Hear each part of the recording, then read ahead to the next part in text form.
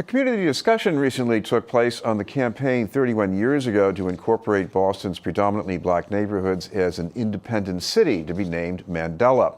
The referendum, along with a follow-up measure, was voted down, but aside from defeat at the polls, the campaign is being re-examined for lessons about progress toward the main goal of community control. Joining us are two of the participants in the event convened by the Epicenter Community, Roxbury resident and the former director of Discover Roxbury, Derek Lumpkins, and from the Epicenter Community, the Accelerate Boston coordinator, Leora, Viega, Rifkin. Thank you both very much for being with us. Thank you. Thank you. I want to start with Derek. You were around, but maybe very young when this was all going on.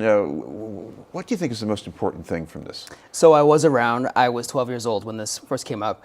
I didn't realize the scope of the size of the area they were going to call Mandela. I didn't realize that it was a quarter of the city, a quarter of the population of the city.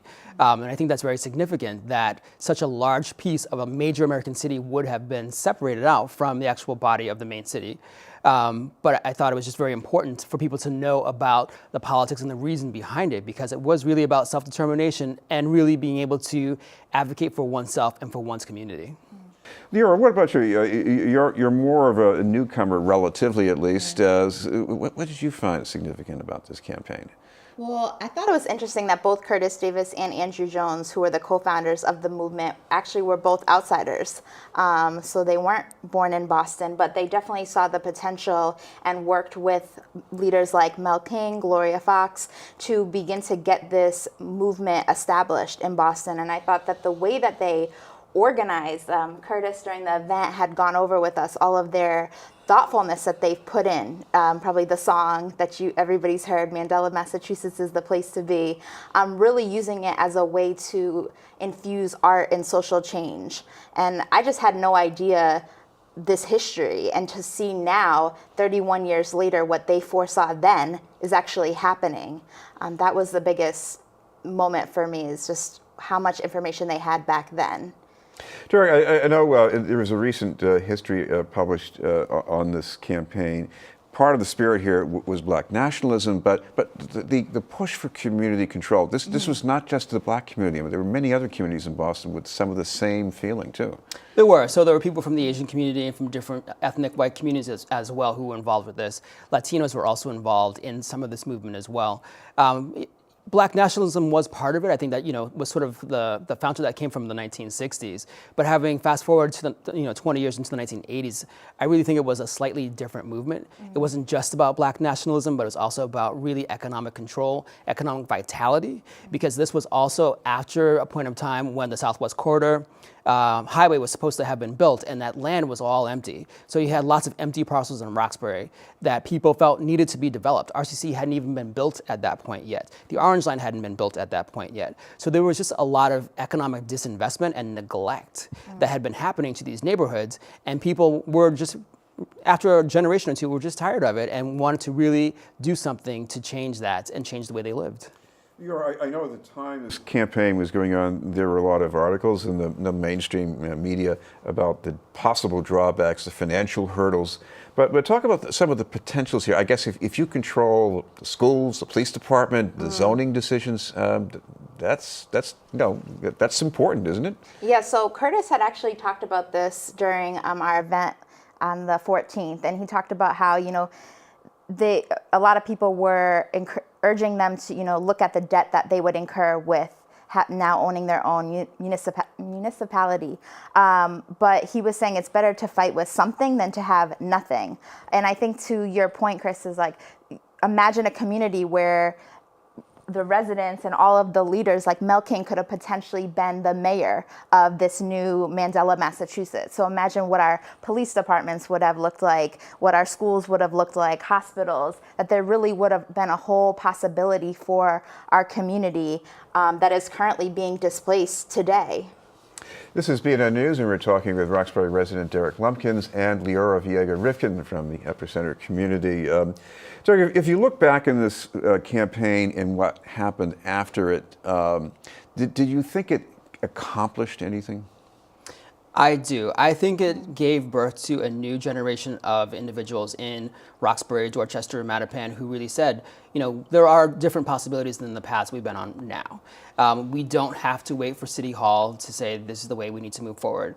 DSNI had already been incorporated by this point. They were already doing work in the Dudley Triangle, and I think that this movement encouraged other people to think about ways in which they could really move their neighborhoods and their communities forward in different ways that didn't always rely upon City Hall. And explain what's important about what the Dudley Street Neighborhood Initiative was doing, because they were a microcosm of what people wanted, at least in terms of land control. Right. So the Dudley Street Neighborhood Initiative created a land trust in a 1 square mile area between Dudley Square and Upham's Corner. And DSNI owns the land, and other folks are able to build houses on that land. And when people purchase those houses, they purchase the house at a lower cost than they would otherwise, because they're not just purchasing the house, they're not purchasing the land and the house, they're purchasing just the house. So when they go to sell, they sell the house. The land still remains under the control of DSNI, and so it's kept affordable for a longer duration of time. Leora, what about the lessons from the campaign itself and its relationship with the media? And of course, this was unavoidably mostly the mainstream media at the time. What do you take from that? Well, I know that WGBH covered most of, especially the beginning stages. They covered the movement, and we were able to see the clips from that time period, from when they began to closer to the end, and how it was, how folks saw them as first as like not taking them that seriously, to then saying, oh, this is a real thing. And we see that the Los Angeles Times covered it, the Washington Post.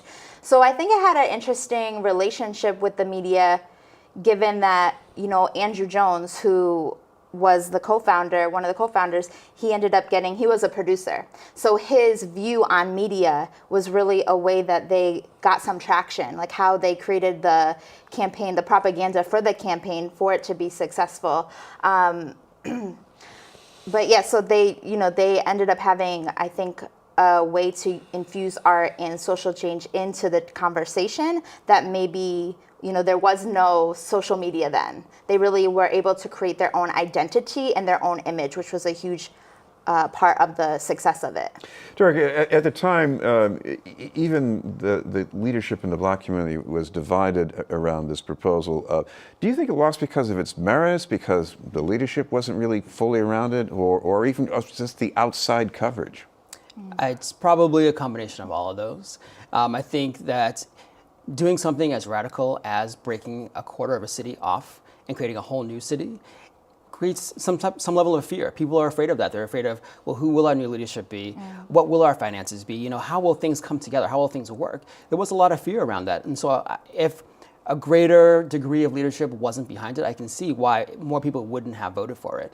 But then, after listening to the panel last week and looking at some of the archival footage, I was thinking this would have been 100,000 people. This would have been the size of Providence or Worcester, right next to Boston. This would have been larger than Cambridge. I think that people probably were not necessarily told the truth about the finances or the way things could have worked.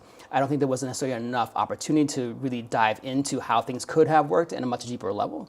And so there just probably wasn't enough opportunity really for people to say, yes, let's actually look at this in different ways. But I believe the referendum was also just to discuss what Mandela, Massachusetts could have been, not to actually break off from the city. So that piece, I think, was also missed back then and still is now to some degree. People in my generation, we have the luxury of reliving this, but people in your generation, why would you come down and sit some meeting and talk about something that happened, 30 years ago? Yeah, there was a lot of young people at the event. It was very intergenerational, and my colleague Ariel Gray, who wasn't born yet either and is from Mattapan, was just talking about the power of learning about the history. So many of us are familiar with the Roxbury Love Mandela mural right on Warren Street, but not really knowing the deep history that comes with that imagery. And so I think most people now, many of us are just worried about displacement as we watch $1 million condos going up, and this is a hot conversation around land ownership and who gets to stay and who has to go. And if, what the conversation, I think a lot of us would want to imagine not only what we can do moving forward, but also, again, really the possibility of what this could have meant for generations to come, particularly in the Black and Latino community. And Derek, I guess that slogan from the campaign that was so confusing 30 years ago, yes, we stay, no, we go, it was maybe almost prophetic. I would say so. But I think that, just going back to your earlier question, self-determination never goes out of style. So I think something like this will come around again and again and again, and people will look at ways in which they can explore it. Thank you both very much, Derek Lumpkins and Leora Viega Rifkin.